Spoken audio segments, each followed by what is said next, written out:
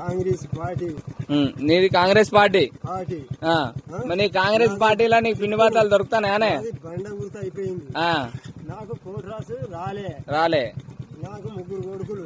3 పిండి బత్తాలు వేసుకోపోతానండి. రేవంత్ రెడ్డి ఇస్తాడు కదా, మరి నీకు ఏం అన్యాయం జరిగింది? నాది కాంగ్రెస్ పార్టీ అయినా కానీ టీఆర్ఎస్ పార్టీ అప్పుడు నాకు సౌకర్యం ఉన్నది. ఏమున్నది? పిండి బత్తాలు నీకు ఇబ్బంది పెట్టిండా కేసీఆర్? ఇబ్బంది పెట్టలే. పిండి బత్తాలు వచ్చినాయి, పంట పండింది, బాగుపడ్డావు. రేవంత్ రెడ్డి ఎక్కిన కాంచని, కాంగ్రెస్ ప్రభుత్వం వచ్చిన కాంచని పిండి బత్తాలు వస్తలేవు, రైతులు నష్టపోతాను.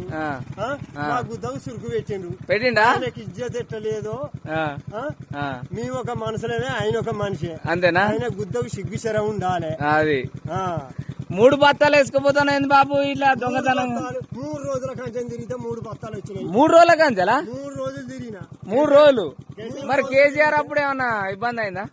ఇటు వచ్చి అటు వేసుకొని పోయినావు, ఇటు వచ్చి అటు వేసుకొని పోయినావు కదా. నీళ్ళకి ఏమన్నా ఇబ్బంది అయిందా? నీళ్ళకి ఇబ్బంది కాలే. మరి అది ఇస్తేనే ఇంటికాడ వేసిపోయింది. అంతేనా? ఆటోలు వేసుకొచ్చి ఇంటికాడ వేసిపోయారు.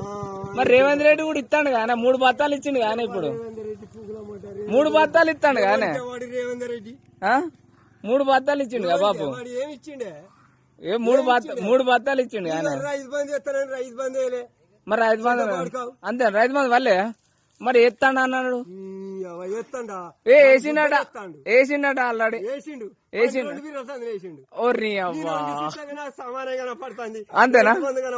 ఏం చేయను నేను. ఊరుకో వేసిండట కదా బాబు. ఇక పో, ఏం చేస్తాం? ఇజ్జతికి చచ్చుకొని బతకాల మనం. ఇక తప్పదు పో. ఓ ఇక పో, ఏం కాదు పో.